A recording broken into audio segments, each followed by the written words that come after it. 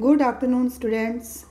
Today in this class, we will discuss miscellaneous exercise of complex numbers, chapter 5 of your NCERT book.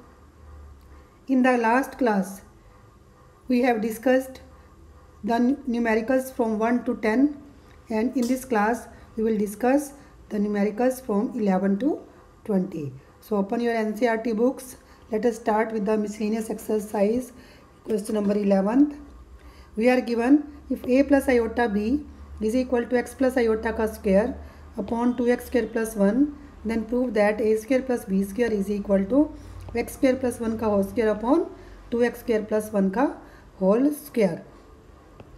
तो इस students इसमें हमने क्या करना है, जैसे हमें a plus iota b is equal to x plus iota square upon 2x square plus 1 given है, तो take the conjugate of a plus iota b, that is a minus iota b is equal to x plus iota का conjugate होगा x minus iota का whole square upon 2x square plus 1.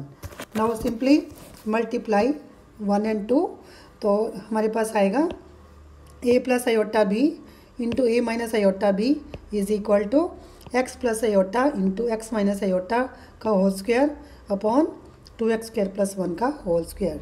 तो ये जो left hand side में हमारा बना a plus iota b into a minus iota b, that is a square plus b square is equal to, और इसी तरह से x plus iota into x minus iota बनेगा x स्क्वायर प्लस 1 का whole square. Denominator में भी square बन जाएगा. तो इस तरह से आप इजीली इनको सॉल्व कर सकते हैं. If we consider the conjugate of such type of questions and then multiply, we get the answer according to the question. Okay, now question number 12th. Let z1 is 2 minus iota, z2 is minus 2 plus iota. तो हमें find out करना है real part of z1 z2 upon z1 बार.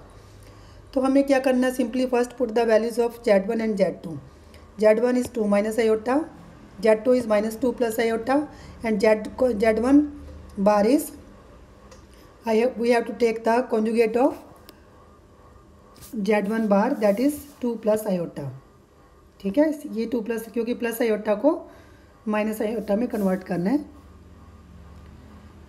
ठीक है, तो ये 2 minus iota था, ये 2 प्लस आयोटा हो जाएगा. अब सिंपली ऊपर जो न्यूमरेटर है उसको मल्टीप्लाई कर दिया हमने, और आयोटा स्क्वायर की वैल्यू -1 पुट कर देंगे. ठीक है, तो ये आएगा आपके पास -3 प्लस 4 आयोटा, नीचे आएगा 2 प्लस आयोटा. तो इसको आपने रैशनलाइज करना है, क्रॉस करके 2 प्लस आयोटा का ऑपोजिट साइन है 2 माइनस आयोटा, और 2 माइनस आयोटा से ऊपर नीचे मल्टीप्लाई करेंगे. तो सिंपली इसको न्यूमरेटर को हम मल्टीप्लाई करेंगे ऐसे दोनों को, और डिनोमिनेटर को करेंगे, तो आपके पास ये आ जाएगा सॉल्व करके -2 प्लस 3 आयोटा अपॉन 5. तो इसका रियल पार्ट लेना आपको. तो इसका रियल पार्ट क्या होगा, -2 अपॉन 5. तो this is your answer. Next sum जो हमारा है, इसमें हमने करना है imaginary part of 1 upon z1 bar. तो simply put the values of z1 and z1 bar and then multiply, we get 1 upon 5. और इसमें कोई भी आयोटा वाली टर्म नहीं है, तो इसका इमेजिनरी पार्ट क्या होगा, हमारे पास 0 हो जाएगा. नेक्स्ट सम है question number 13th. Find the modulus and argument of 1 plus 2 iota upon 1 minus 3 iota. तो सबसे पहले हम इसको क्या करेंगे, रैशनलाइज. तो 1 प्लस 3 आयोटा का जो अपोजिट साइन है 1 प्लस 3 आयोटा होगा, और नीचे आएगा 1 प्लस 3 आयोटा. तो जो न्यूमरेटर में बना हमारा 1 प्लस 2 आयोटा को 1 प्लस 3 आयोटा से सिंपली मल्टीप्लाई करके करना आपने, और जो डिनोमिनेटर बना आपका सिंपली 1 माइनस 3 आयोटा को 1 प्लस 3 आयोटा से मल्टीप्लाई करना है. तो a plus iota b into a minus iota b is equal to real part का स्क्वायर प्लस इमेजिनरी पार्ट का स्क्वायर. तो ये सॉल्व करके आपके पास आ जाएगा लास्ट में -1/2 प्लस 1/2 आयोटा. अब इसका मॉडुलस निकालेंगे, तो मॉडुलस में क्या होगा, अंडर रूट लेना हमने, रियल पार्ट -1/2 का स्क्वायर प्लस इमेजिनरी पार्ट 1/2 का स्क्वायर. तो इसको सॉल्व करके आपके पास आएगा 1 अपॉन √2. तो अब हमने क्या करना है, ये जो जेड हमारे पास आया था ये वाला, इसको लेना आपने r cos theta plus iota r sine theta, क्योंकि अभी हमें आर्गूमेंट फाइंड आउट करनी है। तो 1 और 2 को कंपेयर करेंगे, 1 और 2 को कंपेयर करेंगे तो आर कॉस थीटा की जो वैल्यू आएगी that is -1/2 and r sine theta is 1/2। तो 1 आर की वैल्यू पुट कर देंगे 1/√2, तो सॉल्व करके आएगा cos theta is equal to -1/√2 and sine theta is equal to similarly 1/√2। तो 1/√2 की वैल्यू हमारे पास π/4 होती है, ये पुट कर देना है। तो ये आपका थीटा है। तो इसमें हम देख रहे हैं कि साइन जो कोस है वो नेगेटिव आ रहा है और जो साइन है आपके पास वो पॉजिटिव आ रहा है। तो ये क्वाड्रेंट बना सेकंड। तो सेकंड क्वाड्रेंट में आर्गूमेंट क्या होती है, पाई माइनस थीटा। तो थीटा आपका π/4 है। तो इस तरह से जो आर्गूमेंट है वो 3π/4 आ जाएगी। अब जो नेक्स्ट सम है आपका, find the real numbers x and y। हमें x and y find out करने हैं so that x minus iota y into 3 + 5 iota is equal to conjugate of -6 - 24 iota. इसका कॉन्जुगेट लेना है, मतलब इसका बाहर लगा दिया आपने, तो इसका कॉन्जुगेट क्या होगा, -6 + 24 आयोटा। ये जो माइनस साइन है इसको आपने प्लस में कन्वर्ट कर देना है, ठीक है। बाकी सारा एज इट इज़। अब सिंपली मल्टीप्लाई करना हमने, मल्टीप्लाई करके आपके पास ये आएगा, रियल पार्ट को अलग कर लेंगे हम, 3x + 5y रियल पार्ट है, तो इधर से रियल पार्ट है राइट हैंड साइड से -6, तो 3x + 5y is equal to -6 आ गया। इसी तरह से फिर इमेजिनरी पार्ट्स कंपेयर करेंगे, 5x - 3y is equal to 24 आ जाएगा। तो अब ये जो 1 और 2 इक्वेशंस बनी हमारी, ये बनी लीनियर इक्वेशंस जो कि आपने 10th क्लास में सॉल्व की हुई हैं। तो इसको क्रॉस 5 करेंगे और सेकंड को क्रॉस 3 करेंगे सारे को, और इन दोनों को क्या करना आपने सॉल्व करके ये 3 और 4 को सब्ट्रैक्ट कर देना है। तो सॉल्व करके y की वैल्यू -3 आएगी। इसी तरह से आपने x सॉल्व कर लेना है, y की वैल्यू -3 इसमें पुट कर देंगे तो x की वैल्यू 3 आ जाएगी। आप इसको चेक कर सकते हैं, ठीक है।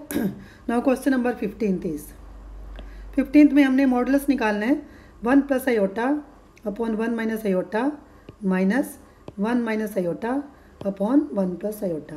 तो ये ये काफ़ी सिंपल है। सिंपली आपने इसमें एलसीएम लेना है, 1 - आयोटा इंटू 1 + आयोटा, और हम देख रहे हैं इसमें इनको क्रॉस मल्टीप्लाई करना है, इसको इससे और इसको इससे, ठीक है। मल्टीप्लाई करके सिंपली आपने इसको सॉल्व कर लेना है। तो लास्ट में हमारे पास 2 आयोटा का मोड आ जाएगा, तो ये 2 के इक्वल आ जाएगा। इस तरह से आपने इसको सॉल्व कर लेना है। नाउ क्वेश्चन नंबर 16 है, इफ़ x + आयोटा y का whole cube is equal to u + iota v होगा आपके पास।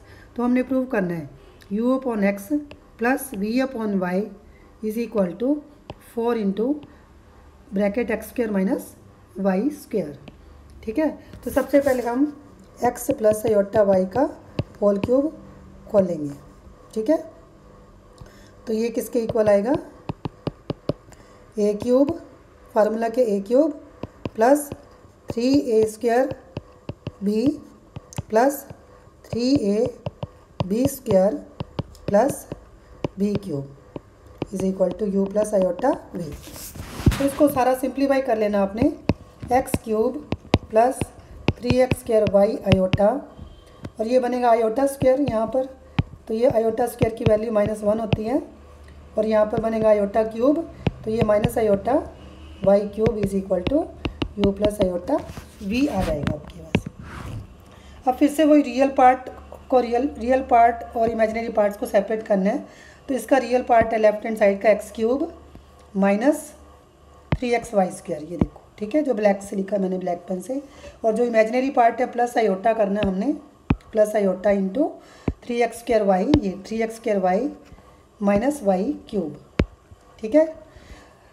तो जो रियल पार्ट है x³ - 3xy², ये जो real part right hand side में u के इक्वल आएगा, और इमेजिनरी पार्ट है 3x² - y³ जो है ये राइट हैंड साइड में v के इक्वल आएगा। अब जो अकॉर्डिंग टू द क्वेश्चन हमें इसको u को x से डिवाइड करना है, तो u को x से डिवाइड करेंगे तो राइट हैंड साइड में ये x² बन जाएगा और ये -3y²।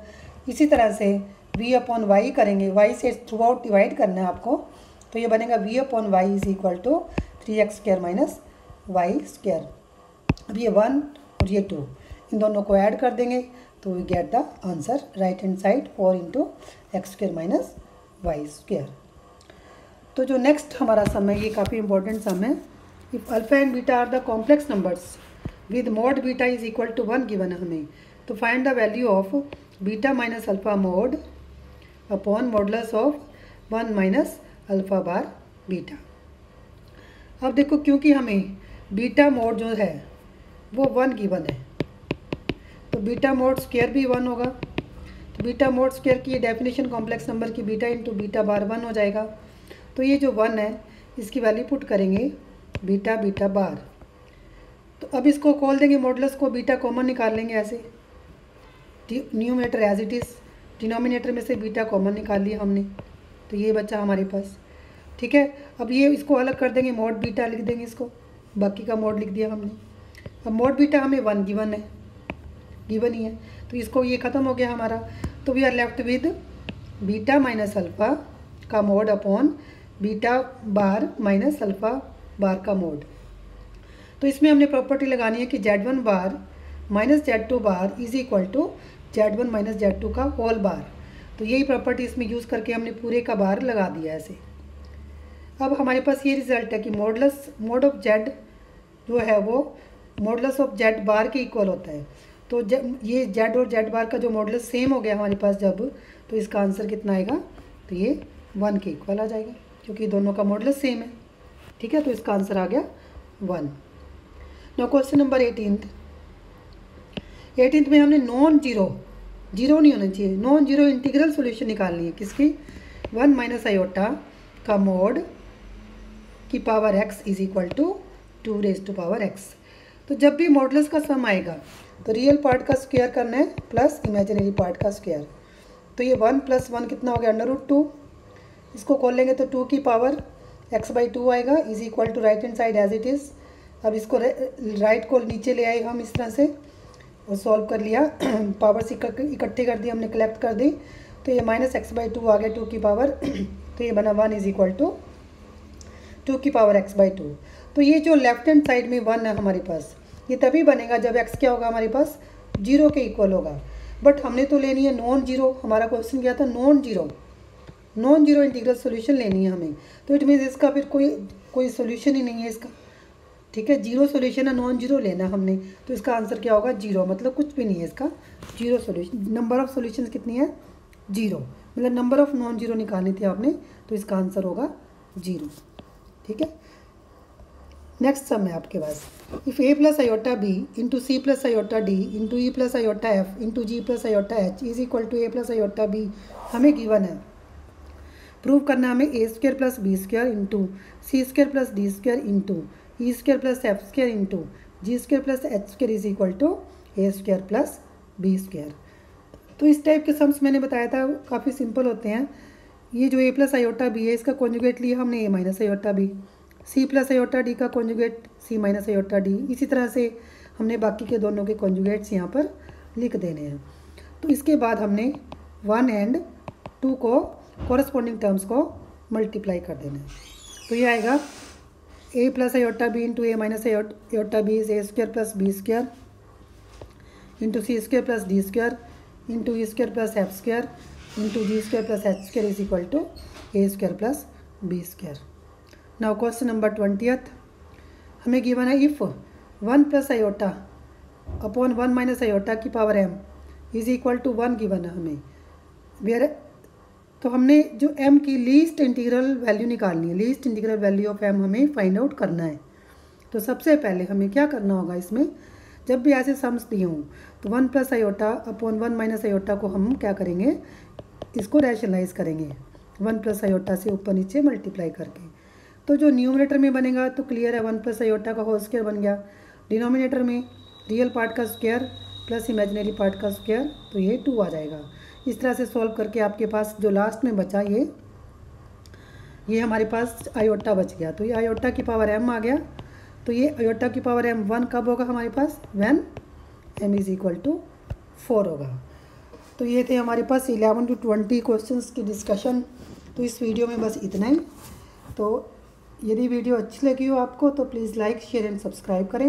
And if you have any doubts please write in the comment box. Thank you.